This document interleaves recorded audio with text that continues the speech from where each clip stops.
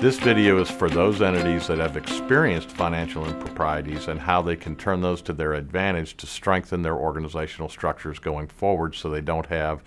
or experience the same type of financial improprieties. As painful as that is to go through the investigative process and to ultimately find out that their employees were involved in financial misconduct, that's the time that the entity should try and get value out of those investigations, which is taking a hard look at their internal controls that are in place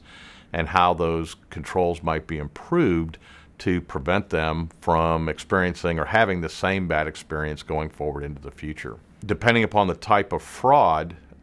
will drive what the particular controls are that need to be looked at. If it's internal fraud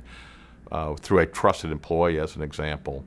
that's going to typically center around bank accounts and the finances of the entity. But there's also external fraud, which is vendor fraud. Vendor fraud is with third parties outside the organization, but it can be equally as devastating to those entities because the vendor fraud typically will also consist of collusion with employees within the organization, either in the purchasing department or those that are making decisions on what services and goods are being purchased. The important thing to remember is that after an entity has gone through a bad experience, and most investigations such as that are bad experiences, it certainly can provide opportunities for the company, again, to enhance those controls so that they're better prepared to defend against it or that type of conduct in the future. Burden has years and years of experience working with for-profit and not-for-profit entities, not only in the investigation of fraudulent misconduct,